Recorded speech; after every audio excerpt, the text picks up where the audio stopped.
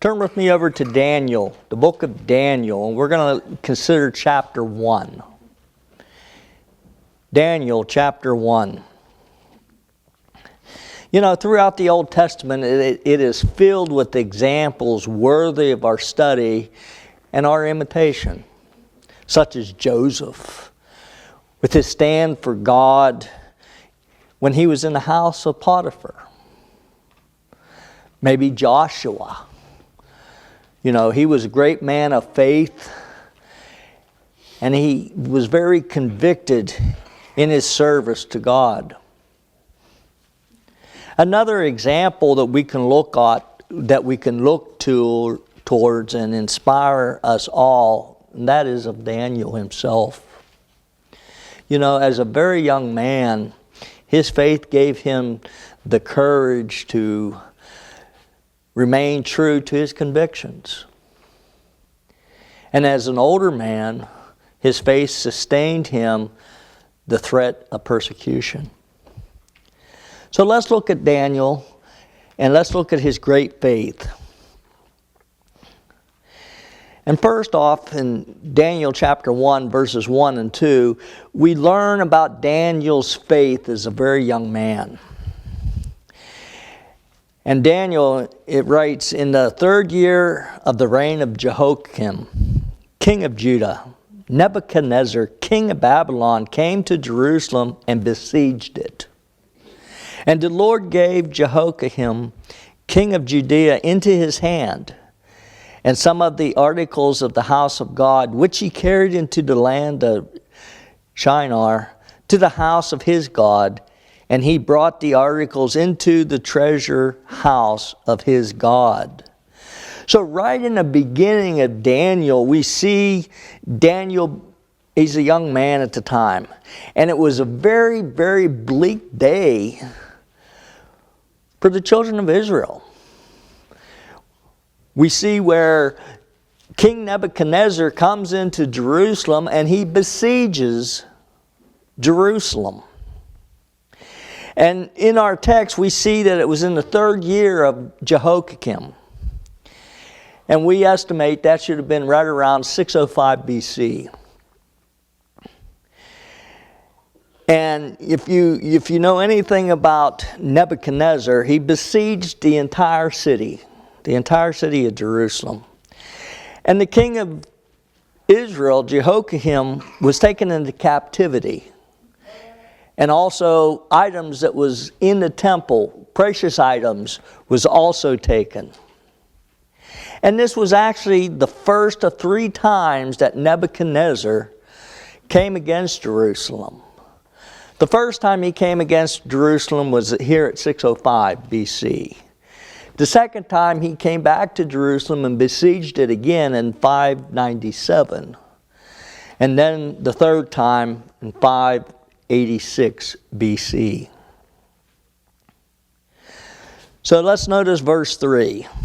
Then the king instructed Alphahaz, the master of the eunuchs, to bring some of the children of Israel and some of the king's descendants and some of the nobles, young men in whom there was no blemish, but good-looking, gifted in all wisdom, possessing knowledge and quick to understand, who had ability to serve in the king's palace, and whom they might teach the language and the literature of the Chaldeans.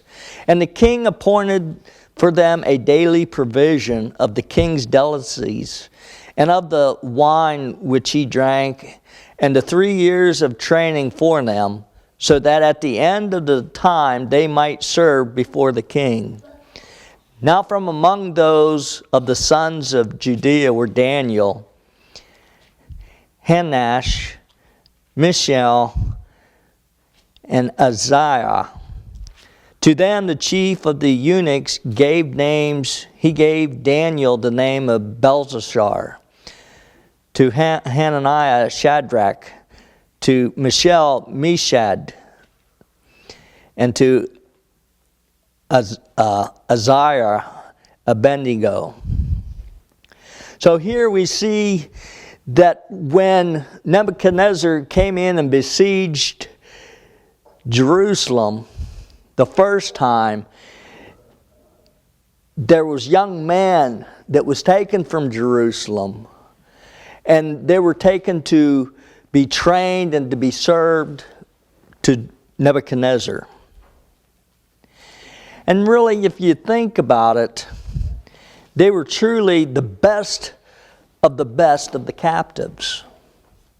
Because we're seeing here in the text that they were good looking. They had no blemish. They were gifted with wisdom, with knowledge, and the ability to learn very quickly. And the purpose for that is they were to serve in the king's palace. And they were to learn the language and the literature of the Chaldeans, which is the Babylonians. We also learn in our text here in these few verses that they were given special provisions of the king's best food and the things that he drank. And then they were going to have 3 years of training, spatial training. And among those who were selected, 4 were named. And they was apparently renamed to honor Babylon gods. Daniel, the true meaning of Daniel is God is my judge.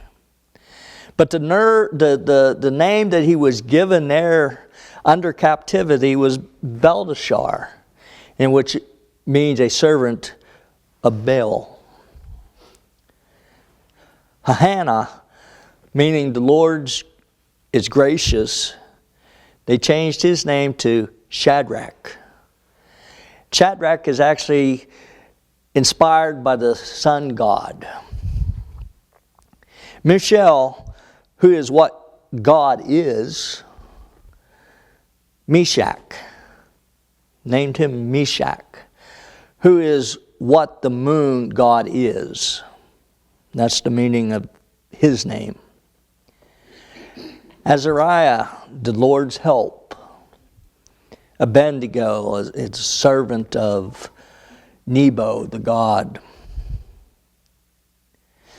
So we see that these men was selected for special training. And how would these young men respond to their situation at that time?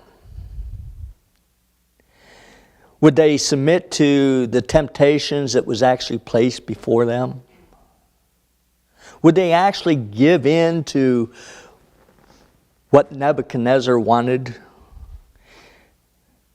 Excusing themselves due to being very young and maybe inexperienced? Let me ask you a question. When you was young and you was taken captive, just as these 4 men were, or boys, how would you have reacted in their place? Being taken captive, taken to a strange country, not knowing their language, not familiar with their foods.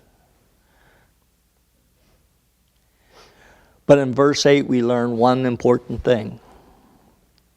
In verse 8, but Daniel purposed in his heart that he would not defile himself with the portion of the king's delicacies, nor with the wine which he drank.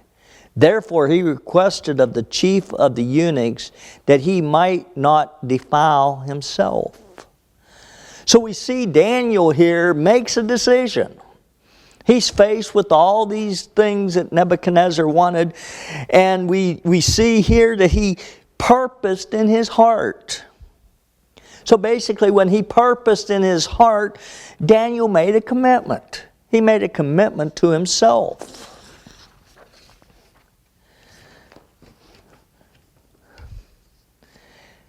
And truly, that's something that is rarely heard of today, in both young people and even in old people. But his commitment was not to defile himself, especially with the king's foods. You got to remember, Daniel was under the law of Moses. And possibly some of that food that the king was wanting him to eat may have been unclean.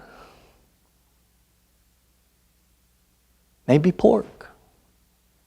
We don't know. We're not really told. But we see that Daniel made that decision. Or possibly, if you continue on through the Old Testament and study some of the things that has happened in other countries, their food may have been used in idol worship, in which would cause one to be a participant with that style of worship. So how did Daniel really remain true to his commitment? Notice what it says in the last part of verse 8. Therefore he requested of the chief of the eunuchs that he might not defile himself. So basically, he made a polite request to his overseer.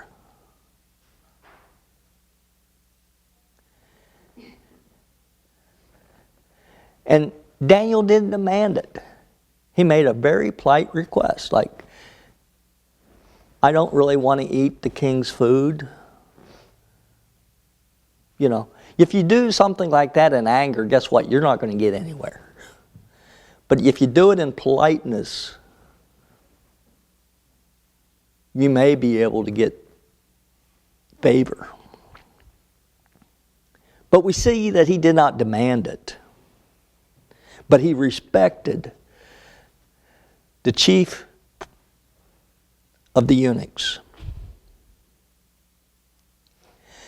Look at verse 9. Now God had brought Daniel into the favor and goodwill of the chief of the eunuchs. We see God here brings Daniel in favor with the chief of the eunuchs. Meaning that, you know, he had a rapport with the chief of the eunuchs and they become friends.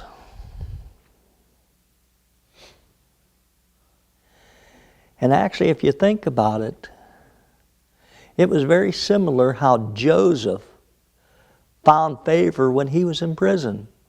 And we read about that in Genesis chapter 39 and verse 21. But notice Daniel chapter 1 verses 10 and 11. And the chief of the eunuchs said to Daniel, I fear my lord the king who has appointed your food and drink, for why should he see your face looking worse than the young men who are your age? Then you would endanger my head before the king. So Daniel said to the steward, whom the chief of the eunuchs had set over Daniel.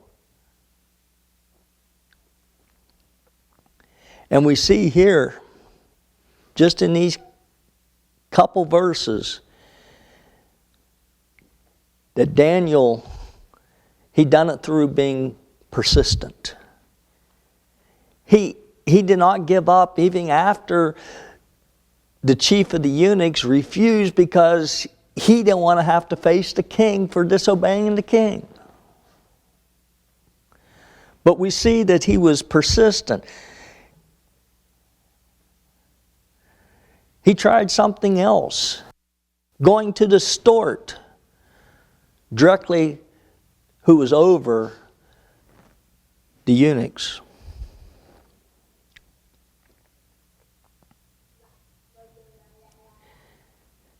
In verse 12, please test your servants for 10 days, and let them give us vegetables to eat and water to drink.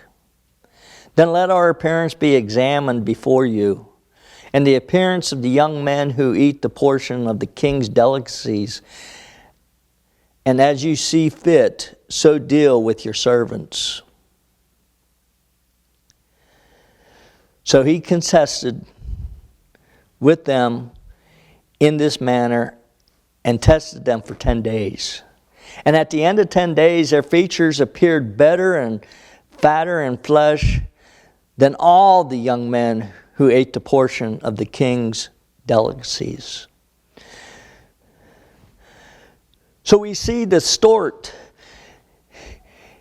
he went ahead and agreed to take this test for 10 days. And he was willing, he had the willingness to test Daniel. And we see that he actually had the confidence that God's way was the right way. And he was willing to demonstrate to support the superiority of God's way.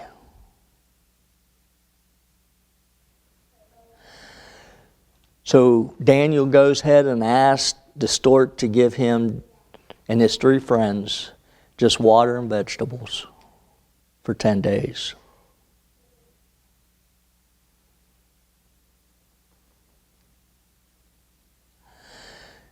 You know, the value of such faith seen in its results. Daniel had faith in God. That God's way was the best way. Look at verse 15 and 16. And at the end of 10 days, their features appeared better and fatter in flesh than all the young men who ate the portion of the king's delicacy.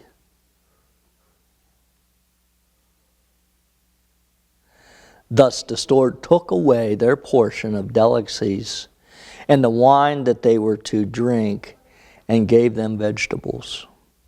So we see here that Daniel's choice has affected the lives of other people.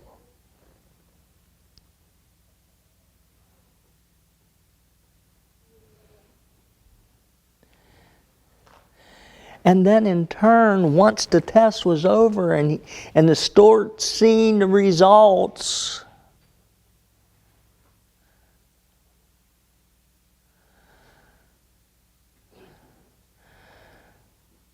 and then the rest of the young man who was under the care of the steward got the same thing. Verse 17. As for the 4 young men, God gave them knowledge and skill in all literature and wisdom, and Daniel had understanding in all visions and dreams. Now at the end of the days, when the king had said that they should be brought in, the chief of the eunuchs brought them in before Nebuchadnezzar.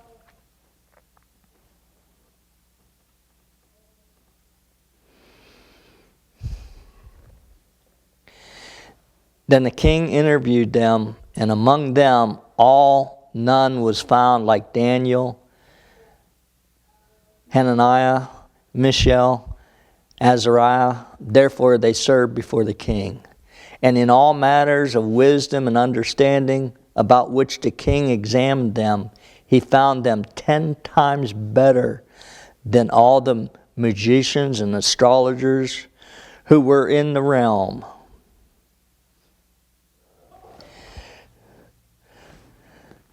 So we see where God blessed Daniel and his 3 friends. Because God gave them the knowledge. God gave them the skills that they needed. Gave them the wisdom. And then he gave Daniel the understanding in visions and of dreams. And they ended up becoming the best of the young men who has been trained for those 3 years to serve in the presence of King Nebuchadnezzar. And then we see where King Nebuchadnezzar, he found them better than all the magicians and the astrologers of his kingdom.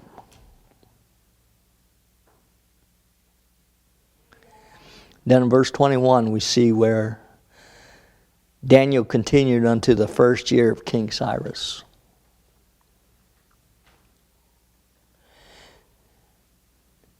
So in turn, if you continue studying farther in the book of Daniel, we see that Daniel continued in the court of Babylon for nearly 70 years. Even to the first year of King Cyrus of Persia, in which he came to reign in 539 BC. And in Daniel chapter 2 and the verses 48, we see that Cyrus eventually becoming the ruler and chief administrator over all others. So when we look at Daniel, we look at his young life and the faith that he had. What an example of faith and commitment and God's providence to care for His people. Now let us consider some lessons and some applications from Daniel's faith. Number one, how to succeed in keeping our commitment to the Lord. What did Daniel do? He was polite. He was polite. And there is never any reason to be rude or arrogant. Turn with me over to Proverbs chapter 15. Proverbs chapter 15.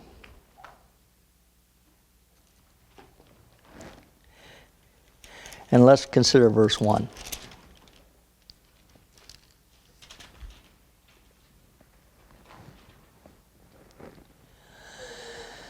And Solomon writes here in Proverbs chapter 15, verse 1, a soft answer turns away wrath, but a harsh word stirs up anger.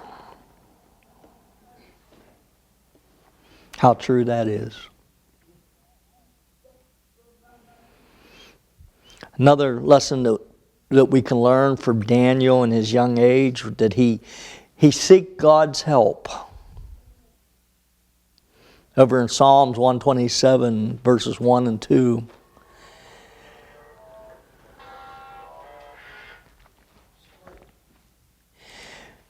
We see when you're without God, any effort that you make is more likely to fail. 2 Chronicles chapter 16 and verse 9. We need to seek God's help, because God seeks to help those who are loyal to Him. Are we loyal to God today? Are you loyal to God yourself? Thirdly, be persistent. Be persistent just like Daniel was. He didn't give up trying after meeting the first obstacle that he came to. Because the chief of the eunuchs told Daniel no originally, because he didn't want to answer to the king's orders that was given to him. So Daniel went to the servant.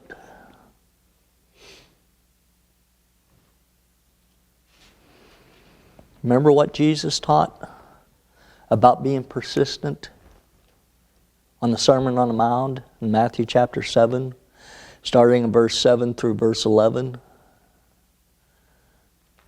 Basically, those who keep on asking, those who keep on seeking, those who keep on knocking will receive. Find, and you'll have doors opened to you.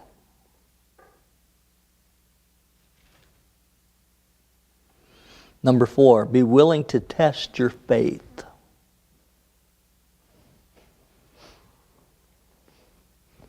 If you're not willing to test your faith? How committed are you to trusting God? If you're not willing to test your faith, you don't trust God.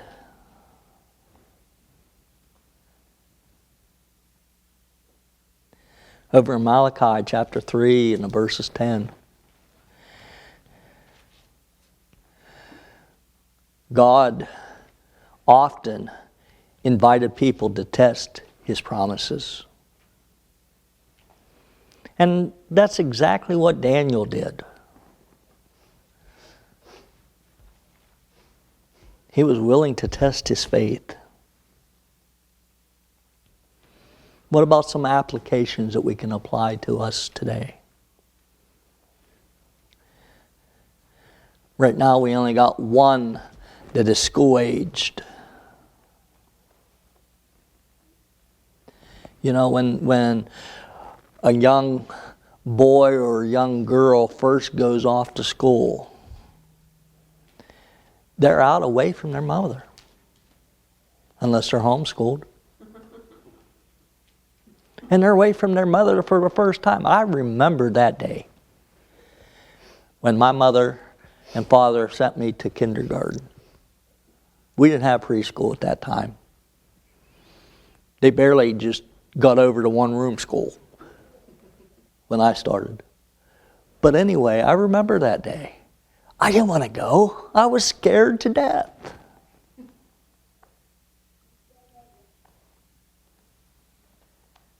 But you know, when you finally get out from underneath your mother's legs for the first time,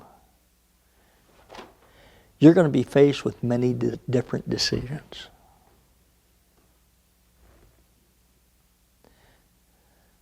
And will they have the faith of Daniel? You got to remember, he was just a young boy at this time. But yet, he had the faith. Maybe a college-bound student, moving away from home for the first time. Or maybe just leaving the nest, just like Liam did. You know, and he left an environment that was at home that was so spiritual for one that is likely very worldly. And he's going to face that. And one of the questions that I remember asking Liam before he left, will you live and act the same way that you did when you were living at home, when you're out on your own? Will you have the same commitment that Daniel had, as we just read in Daniel chapter 1? What about adults in the workplace?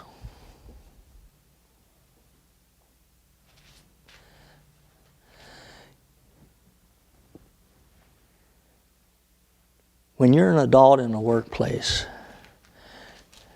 sometimes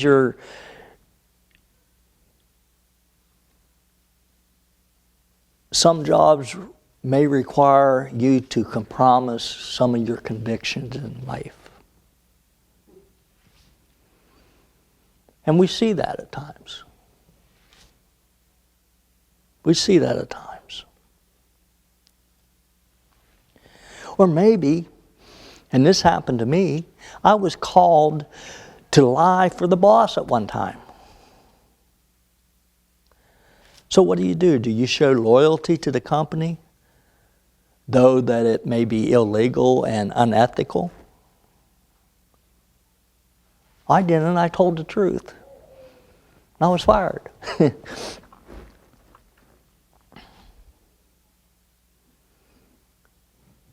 But will you have the faith of a young man just like Daniel? What about possibly those who are married to unbelieving spouses?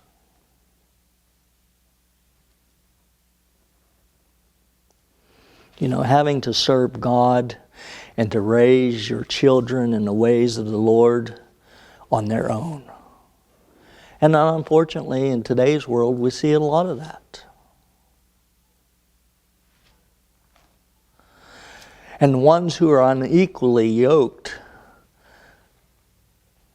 they have little or no moral or religious support from their life mate. Will they have the purpose of heart that Daniel had? There's many other applications that can actually be made, but what we have learned from the faith of a young man like Daniel, even those who are young need to make a personal commitment to serve the Lord. One could be steadfast in their purpose to serve the Lord without being arrogant. One can be steadfast in their purpose to serve the Lord. We should look out to the Lord for help and be willing to trust in Him, because God will bless and provide for those who put their trust in Him and His will.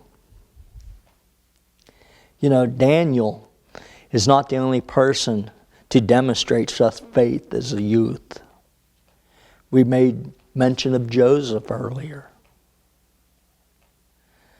And we have other examples throughout the Old Testament, like David and Josiah. And let us not forget the example of Mary, the mother of Jesus, and that of Timothy.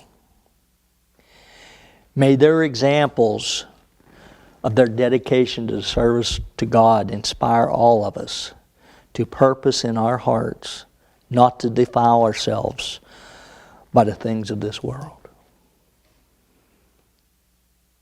I want you to think about that. Is your life right with God? We have no guarantee of tomorrow. So if your life is not right with God, why don't you do that now? Don't hesitate. Come now as we sing the song of invitation.